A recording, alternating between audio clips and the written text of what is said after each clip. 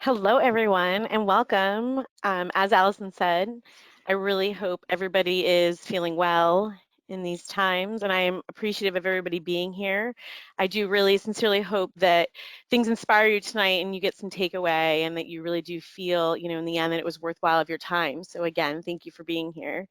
This is the fifth part of a series we've done, kind of really looking at vocation. So I'm excited for tonight. I'm going to definitely be talking about a variety of topics related to vocational planning and also just data collection in different pieces. So again, my name is Angela Mahoney, and I have been fortunate to be a special educator for the last 18 years. I've worked in a variety of settings, from sort of more of a self-contained environment to a resource setting, working also with high school, middle school, and elementary age students, as well as focusing on life skills and transition planning. I've also been fortunate to be with Therapro since 2013, the last 7 or so years, and I've really just enjoyed being a part of the Therapro family. So here I am back in the day, 2001, when I had kind of first begun this journey. I had taken my first job as a work skills teacher at the, fresh age of 21, not knowing what a work skills teacher even was. I just knew I wanted to be a teacher. I knew that was my passion, especially the area of special education.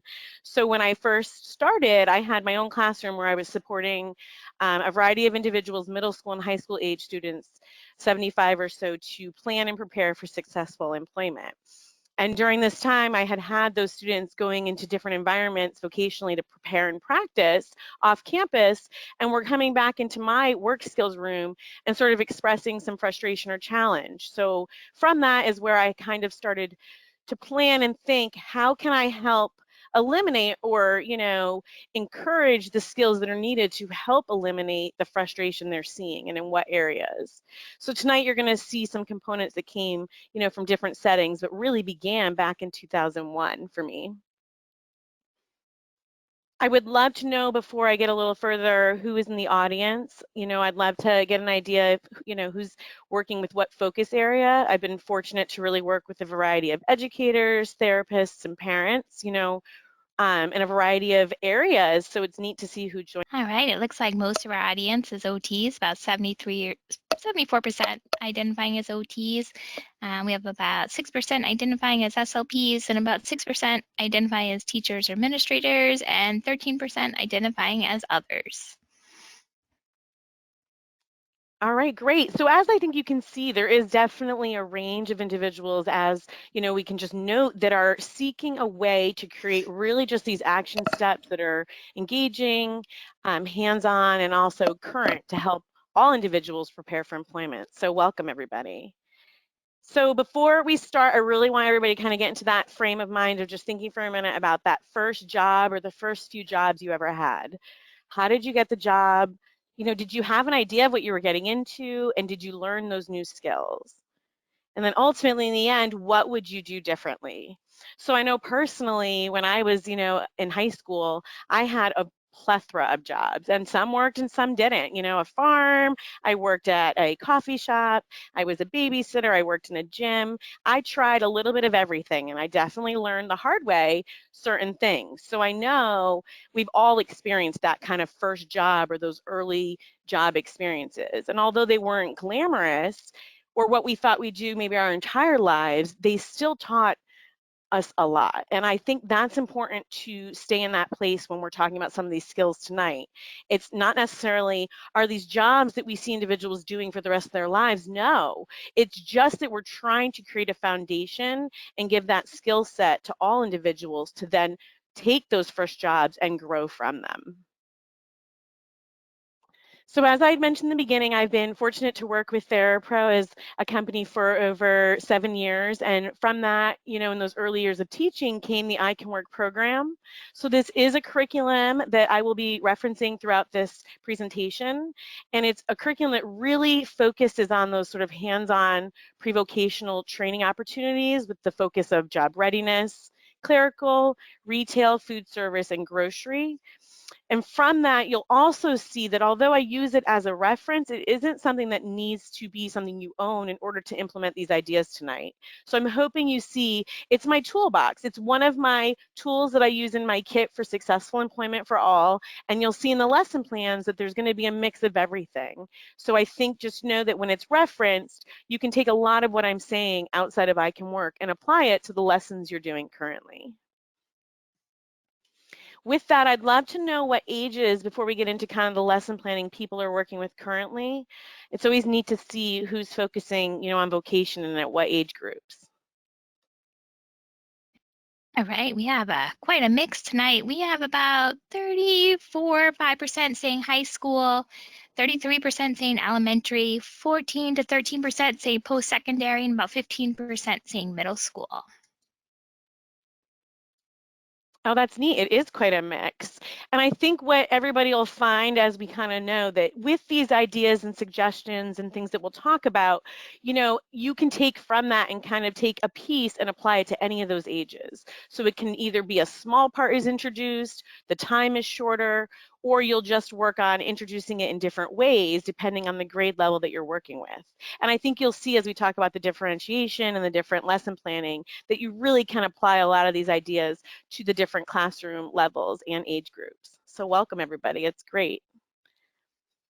As noted tonight, I'm going to focus on a little bit of that job readiness concept because I think although we're looking at hands-on application opportunities, it's always important to stay present with what needs to still be looked at that's sort of those soft skill, opportunities. And then also focusing tonight on some food service tasks as well as grocery tasks. At any time, please feel free to jump in and ask questions. It's very important to me that you feel like you can kind of be like, oh, I tried this, it didn't work, or I like this and we've tried that, or, I'm wondering a little bit more about this. So please, at any time, if you have a question, please feel free to ask.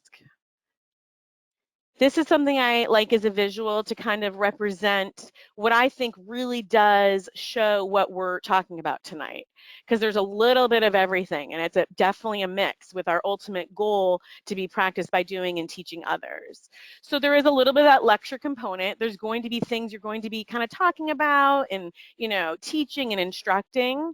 And there's definitely a reading component, with the lessons especially that are related to different job readiness pieces or community awareness, but you're really going to try and use the audio visual with the links to the YouTube videos and different ways to sort of show that direct connection as well as demonstration with hands-on learning and showing.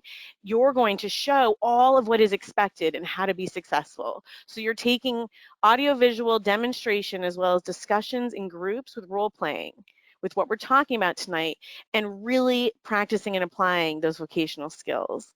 With, again, the ultimate goal being to practice by doing, which we're going to have our friends do, right?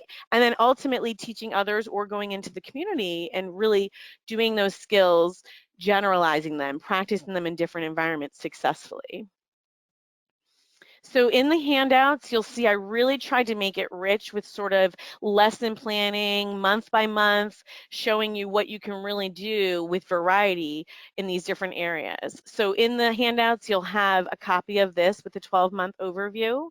And it really just shows the different ways you can offer variety with the different modules, but also repetition and continue to go back to sort of those different topics, such as job readiness, grocery, food service, and clerical, right? We wouldn't want to just do it one time in a year if you're working with students on your caseload. You want to come back to clerical after a few months, test those skills, things like that.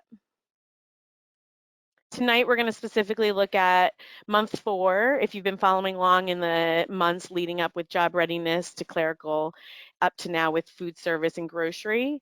And we're going to look at, in that month, each week, and then a 2-day a week model. So it's based on 30 to 45 minutes twice a week, and I'm going to have lesson plans showing you what would that look like. And I really think that's a nice amount of time for vocation to be looked at. I do think you don't want to burn our friends out, right? We don't want to kind of do so many things more than really twice a week, 30 to 45 minutes that are helping that foundation. I think at the ages, especially of elementary and middle school, that is really ample time. And then as they get older, that's sort of your in-class time, but then you use other time to build in the community with off-campus vocation opportunities. So again, I think we all know this, and this is so much of what every single one of you I know do on a daily basis. And I think we need to recognize that, when you've done your part, right, it's time to release your work into the universe and let it do its part. So this is our work. Our work is to build this foundation and help individuals feel confident in a variety of workplaces and to feel as though they are contributing to society, right? That is a feeling that I know we want for the individuals we are here for tonight. And so I appreciate what you're doing, and please know that the work you're doing is creating such good. So with looking at job readiness and sort of creating a setting that just sets students up for success for implementing any of the hands-on things that we're talking about, I really recommend kind of a 6-step process just for even yourself to prepare prior to starting the tasks themselves. So I'm going to just quickly go through these because I've referenced them in different webinars and I don't want to take too much time.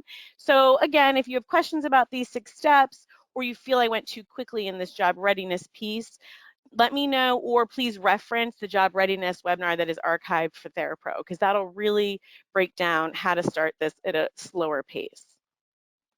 So step 1 is getting your materials, right? So we're looking right now at food service. So materials that you would want to gather would be things like napkins, sandwich bags, different utensils.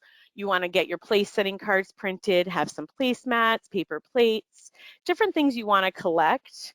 And then also for the grocery, organizing things that really would be like in your recycling bin, believe it or not. Things that are sort of like hard grocery items, cereal boxes, canned goods, and then soft grocery items, things like egg cartons and paper towels.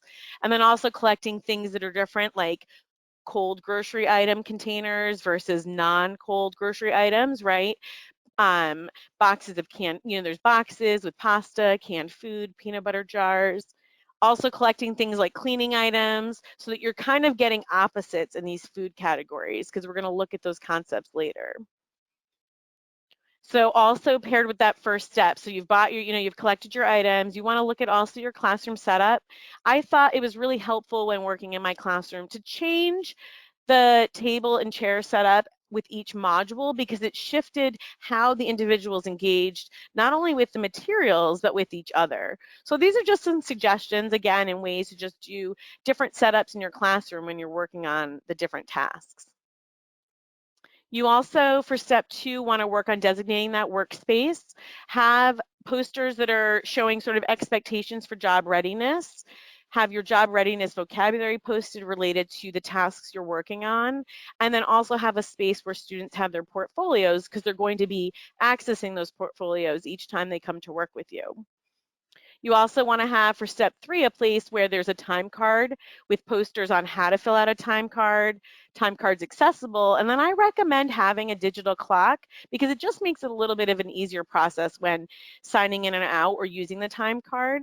Again, you can have both available. I just found it to be a helpful kind of modification in that space.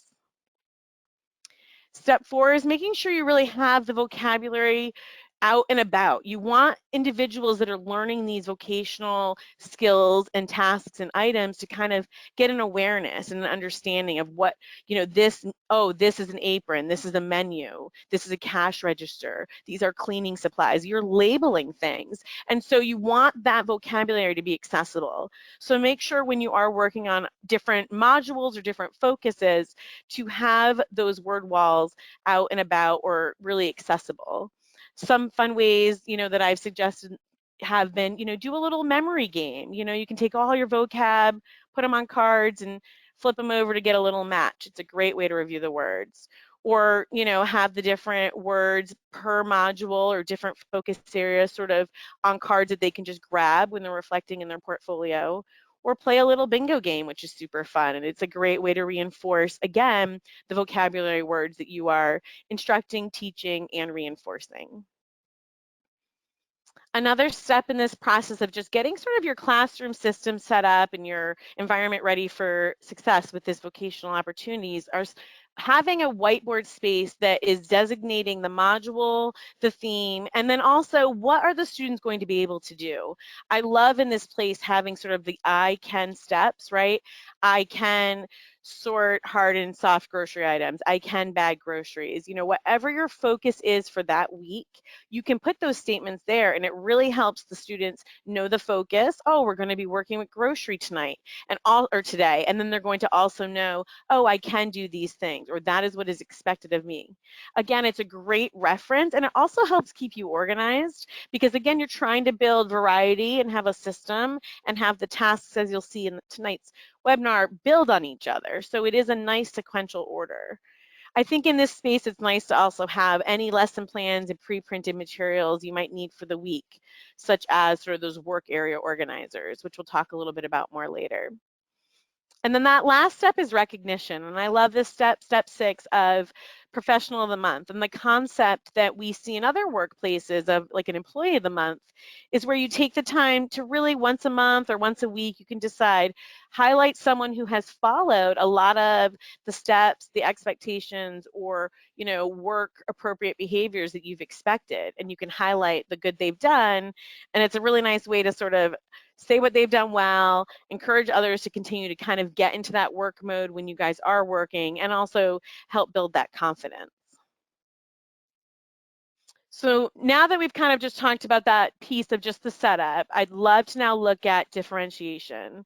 So before we get started, I would love to hear from you guys and just kind of find, you know, do you find it challenging to actually find a variety of vocationally differentiated materials?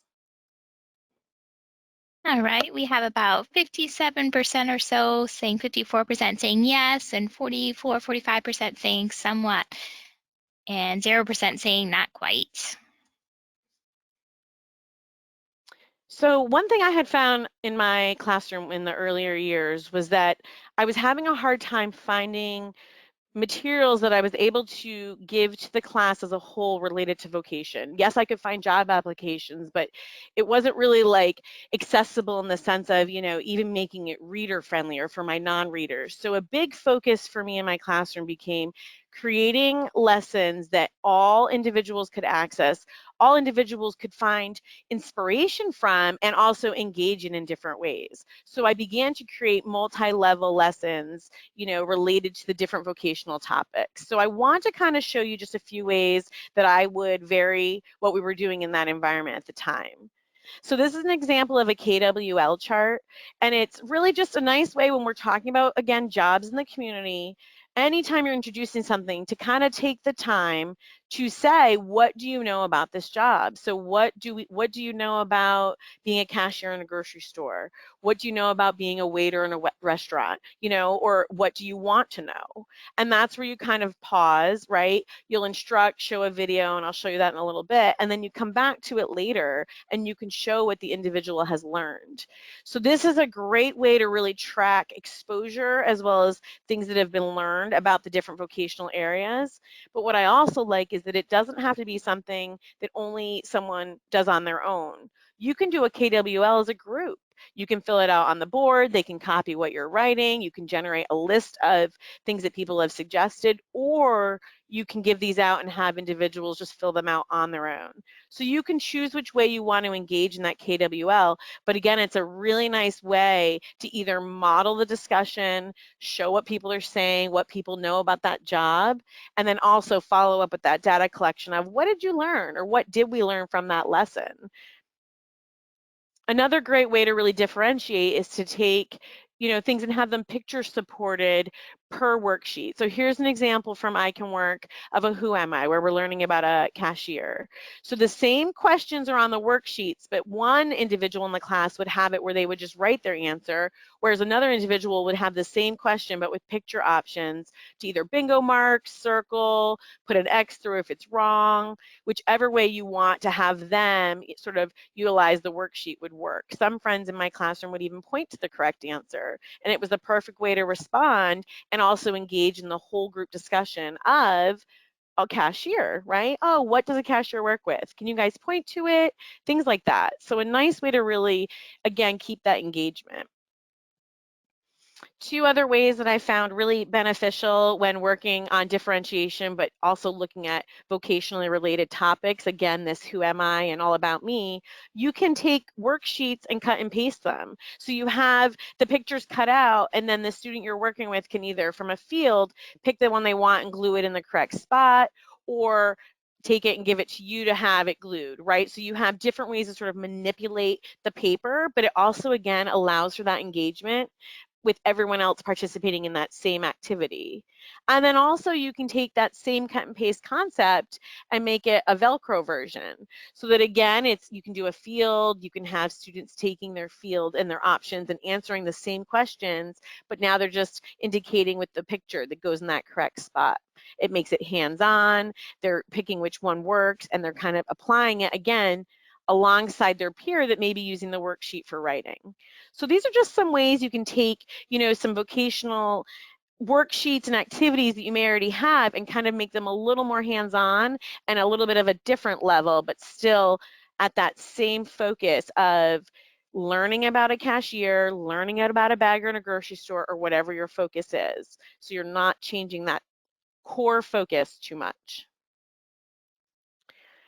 Some other ways I love to kind of get engagement and differentiation and sort of, inspiration is, again, that video modeling. I really think the videos, especially with these times, are really engaging. I think people really notice, and students especially, those desired behaviors. You can use those videos to show, right, the self-modeling of how to do the task or how to work in a retail environment or how do you bag groceries. There's so many different videos out there now. It's really a neat way to, again, take a 5-minute warm-up time and really make it rich with sort of like inspiration and stimulation, and then practice that hands-on following it.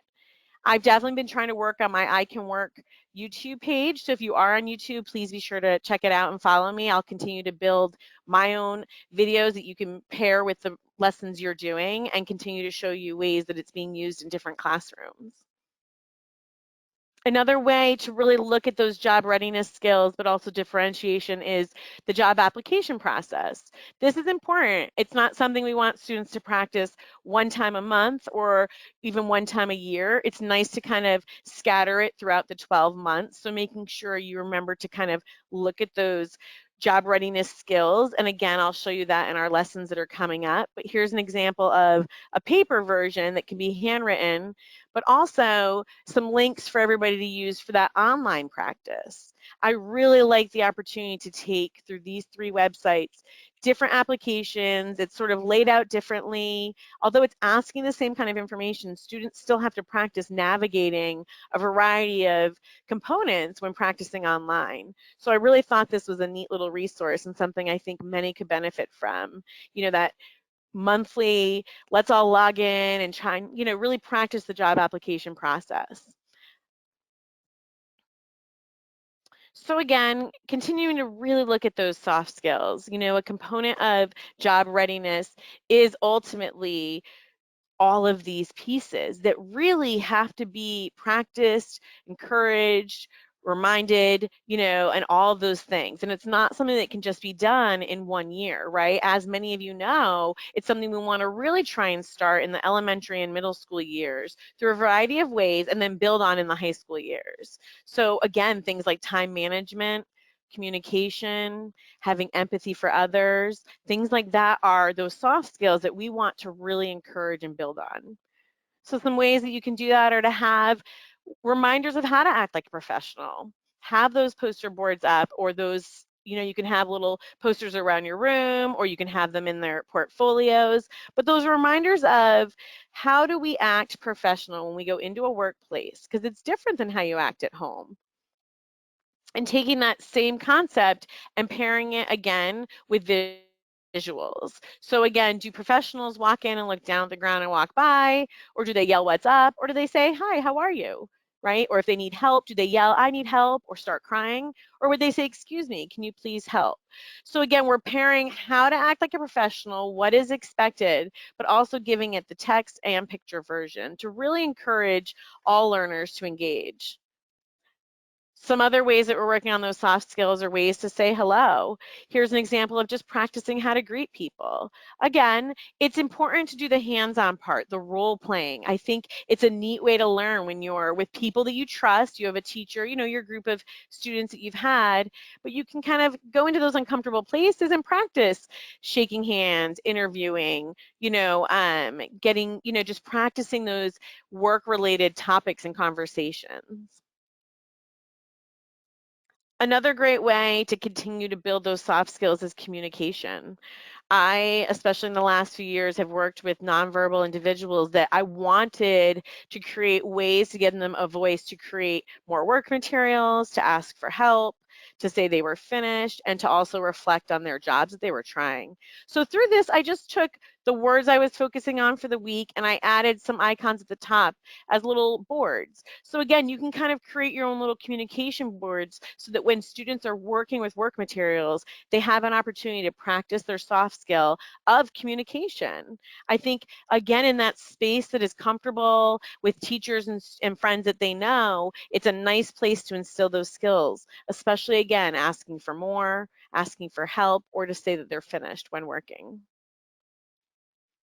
Another great way to really encourage coworker communication, working with others, is to create simple cards that they can say to each other, right? You pair up students and you can say, here's your task. You're going to be maybe bagging these different supplies, and have the students request them. And you have little prompts. It doesn't have to be much. You can see here, this is just a little index card, but on it, I wrote, I need, and then below it had all the items that that student needed. So that student had to be able to request that, and then the other student had to be able to listen to what was requested and hand those materials over. So some questions might have come up like, how many did you need? Or here you go. Because, right, you want to, again, encourage the back and forth. So ultimately, we know this, students are not adults. And I think it's so important because at times we, again, know what we're doing, but this is such a nice reminder, for me included, is that they need help. They need help with that time management, right? The study skills, knowing what to prioritize, social skills, their character development. So again, instead of assuming immaturity or irresponsibility, assume they need help. And I think that's powerful because we're not saying that they won't be successful by preparing with what we're preparing for. We're just assuming they don't have necessarily the skill set to know how to do these skills. So let's just assume that we can give them that help. And the ways we can help them can be through differentiating things. And over time, we track what they're doing well, and we can then pull back on the help and increase their independence and their generalizing of skills. So now we're going to really get into much more of the hands-on component of sort of the vocational planning, and we're going to look at food service first. So you definitely want to take the time to track what is done. Anything that stands out as strengths or challenges, how many items were completed, did you have to adapt anything, and all those components, so that when you go back to these skills in 6 months to a year, you have that data to compare to. One piece that when you are working with individuals in a variety of vocational opportunities, to make sure you take the time to encourage that meaningful reflection. I think it's important that everybody that is working feels that their work is purposeful and that it isn't just busy work. And I have found that one way that has worked is to take the time to allow that student to have a voice at the end of their work. So they're able to look at the work they completed, how many they did acceptable or not, but then also, what did you think, right? Taking that time to say, did you like the job? Was it so-so? What did you love about it? Or what was frustrating?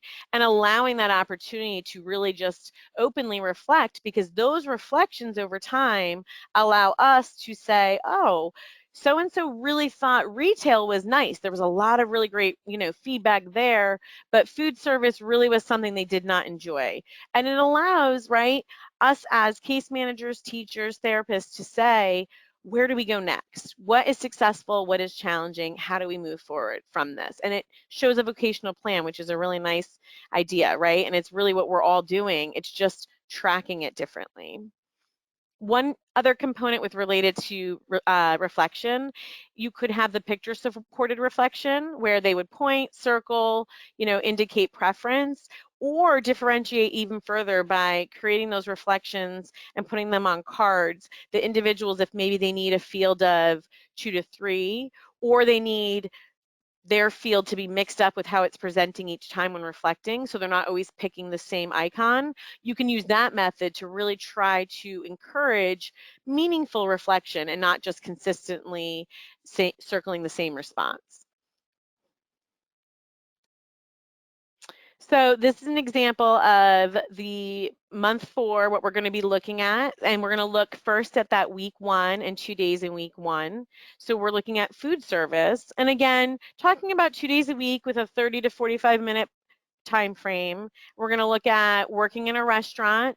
You want to use that KWL to talk about what do we know about working in a restaurant and what do we want to know.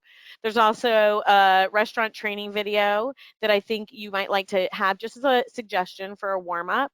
And then students are going to practice folding napkins in half or into triangles. And then ultimately, always leaving time for the reflection. So this is an example when we're talking about folding the napkins of a work area. I think it's important to make sure the work area has consistent setup and consistent flow that is left to right. So when a student sits down, they know that expectation that they're taking from the left and they're going to have their completed work go in the right. What I also like is having that visual of what is expected for work completion in the top center of the work area. So there's a reference for what work should look like that's done the right way and the wrong way. So here you can see this is just, again, a little example of sort of that acceptable, not acceptable. You can take your own pictures, you can make your own little visuals, but this one is an example of one in the I Can Work program related to folding napkins.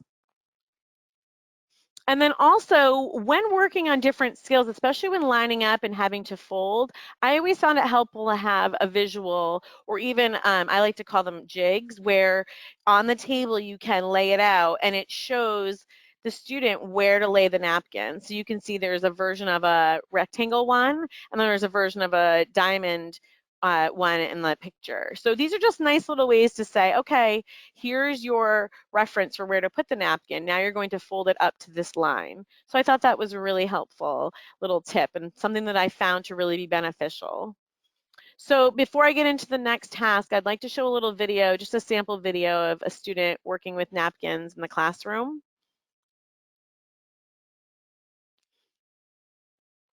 But of course they need to be reviewed by you and everything. It's just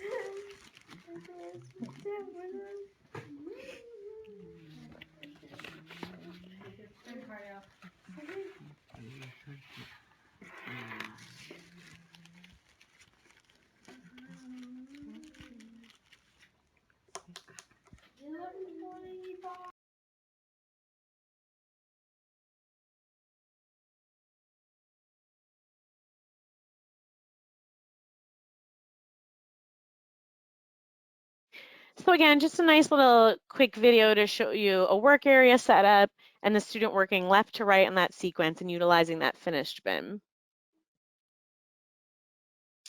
So here now we're into week number 2. So we practiced some folding in the napkins in half, and then now we're going to really look at a new part of food service, following up with, the KWL of being a host or a hostess,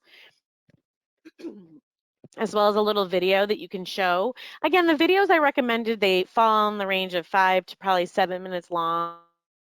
So they're not terribly long, but again, they're trying to just keep the individuals engaged, because we know, like, we want them to be practicing sorting silverware, but that's really not that exciting. I don't want it to be that they're sorting silverware for 30 minutes straight. I think that's just too much. Your ultimate goal is really maybe 15 minutes of the hands-on work with really the other work of the knowledge of why you're doing it, where this task will be seen, and then also seeing other people do it in the real world really makes it a little bit richer of a task.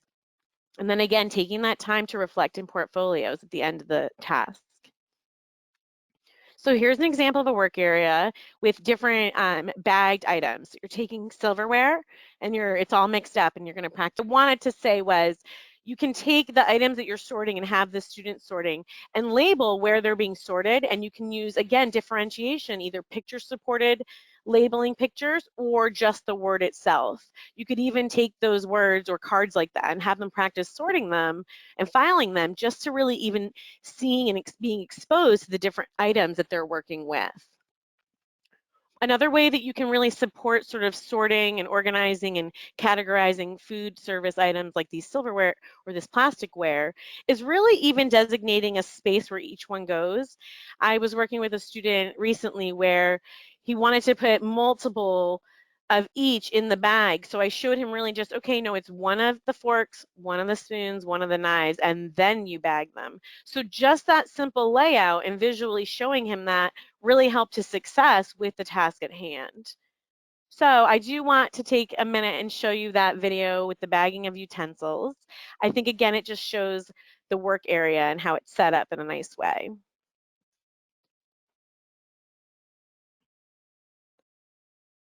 Nice job.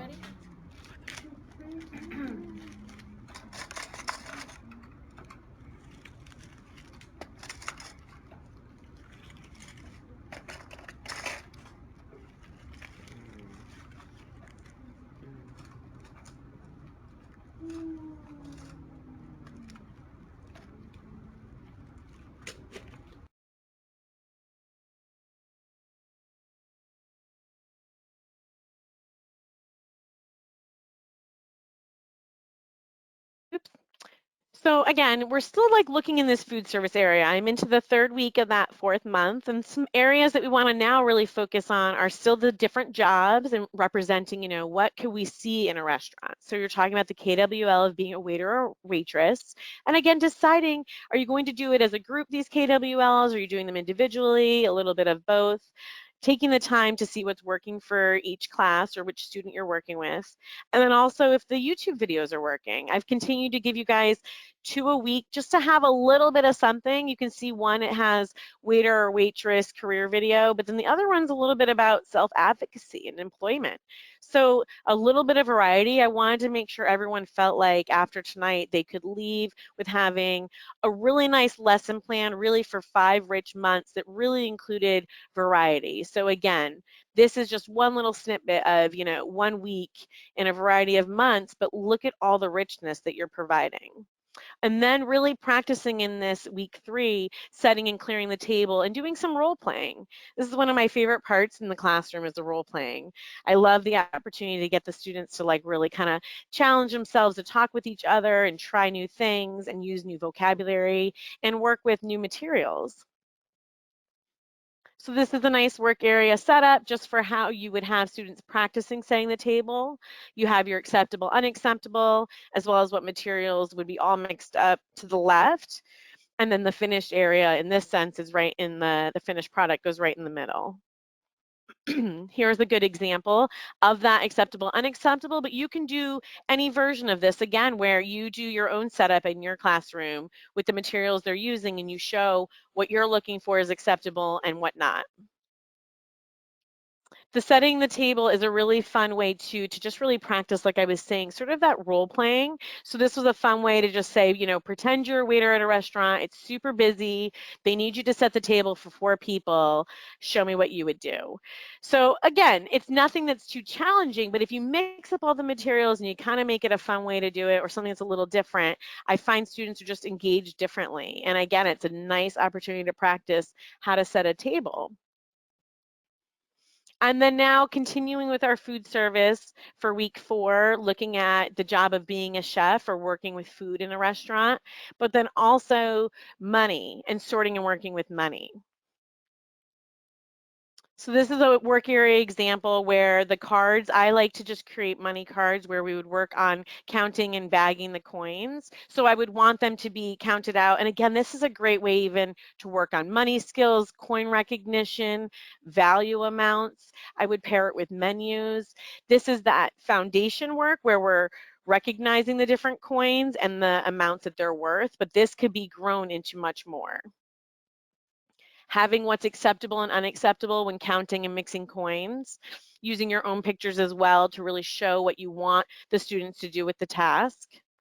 And then having cards printed where you have just a different visual for one coin, one nickel goes in this bag, one penny goes in this bag, 2 dimes in this one. So whichever card they pull, they find that coin, they count it out with one-to-one correspondence, and then they bag it and place it in the finished area, the finished box.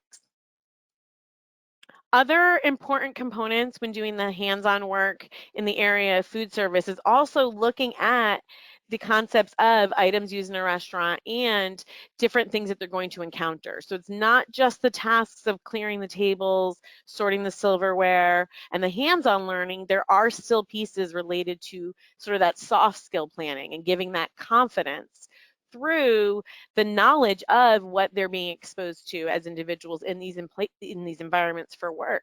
So again, it's things like understanding what an apron is, cleaning supplies, what are cooking utensils, what is that job of a host or a hostess, what do menus look like. So learning that vocabulary early on, I really do feel helps kind of support and build that confidence for generalizing later. Again, practicing and working with different ways to engage different students. So some students may benefit more from a fill-in where they're just seeing the word and they're writing it above. Others may benefit from drawing a line and matching.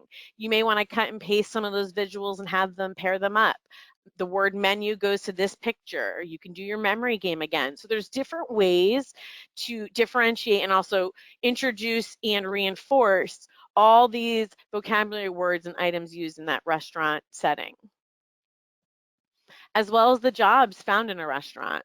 Taking the time again to really look at and understand what are the different jobs that we see. You know, so often we go to restaurants or go in these places, but do we really stop and think like, what materials do they work with? What is it like? What does it take to be that? You know, how much work is a waiter waitress? Is it something I would enjoy, something I wouldn't? What tools and equipment are they using? So really taking the time again to not just quickly fold napkins in half and be done with the task. You want it to be rich and to connect and to make sense.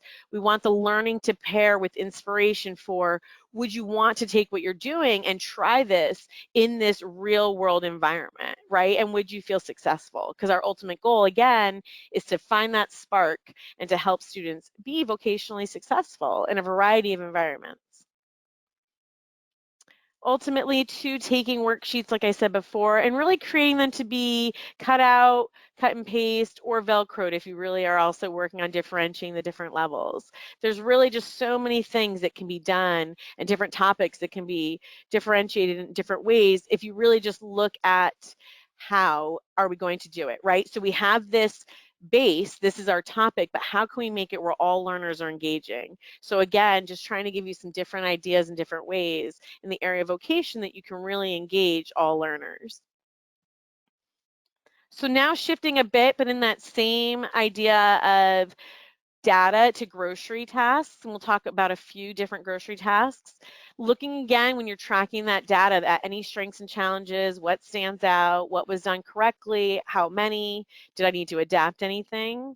And then having that information stay with the individual through their schooling that hopefully can continue to grow with them. So now it's month 5 if you've been following along in the process, and again looking at those 2 times a week for 30 to 45 minutes.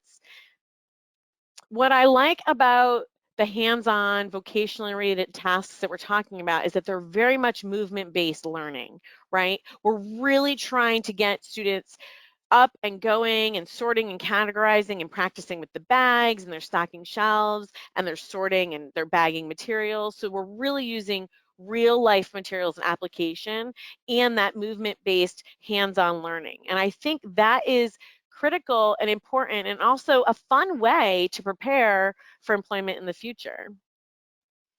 So right now we'll look at week 1. Again, looking at that job and grocery of a cashier. What do you know, want to know? And then there's a cute little video I recommended of a cashier department training where they made it a fun way to show really what is required of the job. And then having students take those recycled pieces that you had collected earlier of sorting hard and soft grocery items. So practicing the concept of this is something that is hard and sturdy, whereas this is soft and would get squished. Because down the line, that concept will help when practicing the bagging. And then again, taking the time to reflect in portfolios. So as you can see, there really becomes this flow that the students really tend to enjoy and know and understand when they enter into your space. And they tend to rise to the challenge and kind of shift their behavior once they log in or use that time card to really be, I feel like, ready to learn and talk about growing more independent and what their job will be in the future. It's a really nice thing to see. It really is. So here's an example when you're doing the soft and hard grocery item sort of just, again, your work area. You're going to have your items mixed, to the left. And then there's going to be a space where soft grocery items would go and hard grocery items. And you want the individuals to see that you aren't mixing them. You are actually separating them or sorting them. And again, you can use your materials to kind of take pictures and examples, or you can use the one in the I Can Work program. Each of the modules and every activity have this acceptable, unacceptable visual, because I do feel it really helps the learner understand the expectation. And I know that's something that eliminates anxiety and also helps with success. And then also using shelving again, and just you can see here from my classroom, these are just things that I had saved and stored and categorized to use for these different lessons. It's not large, it's not an outrageous amount, but it is a nice variety where we could practice the different concepts related to grocery. For week 2, we want to look at cold, not cold food items, right? Because again, we're looking at how are we bagging food and the differences between the foods that individuals come across when they're working in these environments. So taking the time to do that KWL about the job of a bagger. And then I found some great videos related to working in a grocery store, as well as a checklist for better bagging, that it just helps before practicing and sorting these items to see what they're training and how they're doing it. And again, it makes it a little lighter. I think it takes the stress off of being perfect in this expectation of, the task at hand, and just realizing, oh, all right, we're just practicing. This is all just learning, and it's okay if you're wrong. We're just growing together. That's what I think is important too when reflecting. When you're helping the individuals take the time to see how they did with the task at hand, it allows them to express how they felt. You validate it, but we also continue to keep it where, nice job, this is how successful you were, and let's just continue growing in this area. Similar to what I showed you before with the hard or soft, you're going to take your mixed grocery items, you'll have your 2 areas for sorting, include your acceptable, unacceptable visual, using the pre-printed ones or make your own. And again, create a space in any way you can, in any environment that works for you, right? That will just be a little like mini grocery store. So whether you are just keeping 2 of these different items, 2 soft items, 2 cold, 2 hard, 2 boxed, 2 dairy, fine. It only fits on one shelf. That's okay too. I don't want anybody to feel stressed by this. I just think grocery is an area that if you have a space to save and collect and store some of these kind of grocery mixed items and then practice sorting as well as stocking them and different categorizing, it is a really nice way to reinforce those skills. So now looking at learning about the job of a deli worker or, different areas in the grocery store, what do we know and want to know? Continuing to look at, are we doing this as a group still? Should we maybe move to individual and then come back as a group when you do those? Always reevaluating what's working and what's not. Taking the time to do your video warm up, and then having students practice sorting the food and cleaning items. Again, conceptually understanding cleaning items are these things, they're not food, and then understanding food, right? Because that is very important, especially when learning the skill of bagging. But it's even important as a life skill. And as you're seeing, a lot of the things that are being shared are really both life skills and vocational skills. So any opportunity to practice these things and for the work you're doing, you're really just helping that foundation to be as rich for that individual as possible. And that is really great work. So here, same idea where you're taking your setup, you have your mixed grocery with your cleaning and your food, but then you're having those sorted. You have your area for sorting and you have your acceptable and unacceptable visual. And then again, whatever you decide to do for your layout and how you want to organize it, use those visuals to designate what goes on what shelves. So have your cleaning supplies picture, where your cleaning supplies go, designate where bottled goods go, eggs, and use those supports because those visual supports will help individuals when practicing these skills related to grocery. And then the last component of that 5th month, week 4 in the area of grocery is ultimately that role playing and practicing working with a customer and bagging their groceries. So what's fun about this activity is I love that I have students take, we can see here we have our acceptable, unacceptable, but what they do is everybody's given a grocery list and then there's a cue card. And I included this cue card and some other role-playing components in the handouts because I think you guys will really like this. But basically, one person practices being the bagger and uses this little script to practice, paper or plastic, have a good day, saying hello. But then other individuals also get to practice the life skill of following a shopping list. So they can use a text supported or a picture supported list, and then they're going to go into your, quote unquote grocery store and shop for these items first. So it's a really fun way for students to practice not only the task of bagging, but also the task of shopping, recognizing where items are, as well as following a list for things such as 1 carton of milk, but 2 bottles of soda, or 2 boxes of cereal, 4 canned goods, understanding what is on the list. So it's a really fun way to reinforce both components. So with that, and again, those are just some little, in those 2 areas of food service and grocery, those are sort of 4 tasks in each, and it's just showing you some fun ways that you can really build, right, those small skills that are really important for the next step. Some other ways you can really reinforce skills related to grocery and food service, and really a lot of vocational areas, are task boxes. And those are just, short structured activities that are a mix of familiarity and challenge, and they're in little compartments. So after introducing these tasks, you can then follow it up with a task box. Again, it's just a bin that is step by step, and it has those visuals. It's just about 10 minutes a task, and all those materials are located in that one task, and then that one bin is labeled with a number. So what I'd love to do is show you a little video of how you can create a task box related to the food service module.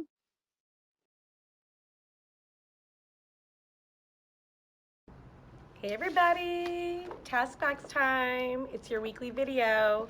I just love these opportunities to share with you my classroom as well as the task boxes I'm using in my classroom and really seeing students benefit from. Today is going to focus on the food service module found in the I Can Work program.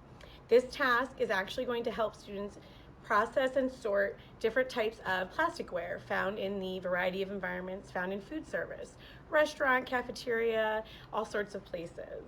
So as usual, I have my number on my bin as well as my steps for completing. You can see the students to complete this task. The silverware is all mixed up. Within my bin, I have 3 of these really nice, simple sort of sorting bins that I took the pictures from the program and placed them on the bottom. So the students know that the forks would go there, the knives there, and then the spoons.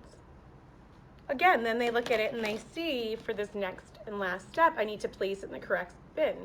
Once they're sorted out, all the mixed up pieces, and again, you don't really need more than 10 to 15 maybe of each item or 20 total. You want this task to take about 10 minutes. It doesn't have to be hundreds and hundreds where it gets overwhelming or frustrating. We want individuals to really feel independent, successful, and to see an end result.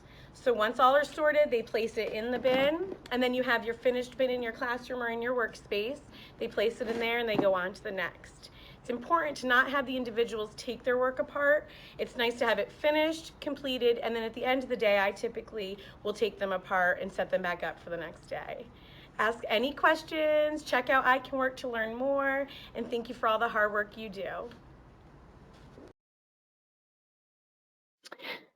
So as you can see, task boxes are really a great way to take what you have taught, and really it's just a great way to reinforce, as you can see, you know, what we have shown. So all of the things that we talked about tonight in the food service and grocery could all be made into a task box.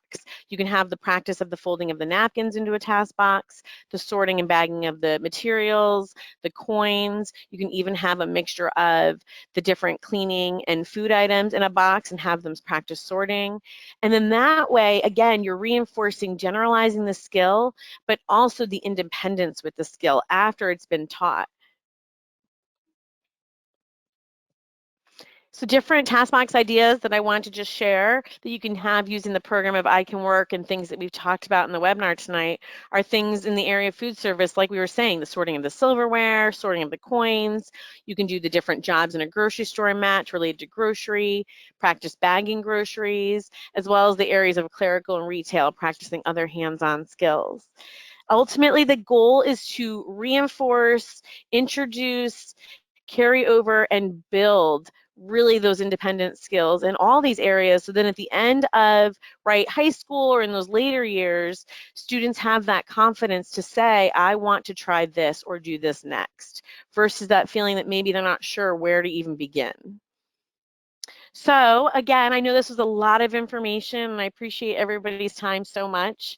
You know, I would love to end with asking if people feel like really tonight added to their resources and some of, you know, there were ideas and things that really stuck, or do you feel that, you know, there's more I could add in the future? All right, I think overwhelmingly we said yes at about 93% or so, saying, and about 5% or so saying somewhat. Aw, friends, you just like made my night. Thank you. That's amazing. I'm so glad that what truly inspires me and is such a passion for me, you know, is something I can share with you all and that you feel you can take that away and also have inspiration from. So that is just so meaningful. And I'm really pleased to hear that, because I know that it takes a village, and I know that work we're all doing really does impact everyone's future. And so again, thank you for that. And thank you for the efforts you put into it daily. You know, continue. I wanted to share, I love doing these webinars. I love working with Therapro and, you know, really sharing again what is a passion of mine. So if you have time or you're still interested, you know, check out the archive webinars. It's been a nice journey of really showing each of the modules, different ideas, and then different ways you can use them. And they're just nice trainings and ways to really help people feel, hopefully, again, like they're brainstorming different ways to engage all learners and also just help everyone be as successful as they can. Please continue to follow me. I would love to stay connected. I'm on LinkedIn as well as I Can Work Therapro on Facebook. I'm always trying to update pictures and ideas and different things that come across my way every day. And then also the YouTube channel for I Can Work. Again, building those videos, working on video modeling, as well as different ways to build task boxes and different vocationally related ideas. So thank you again and stay safe, everyone.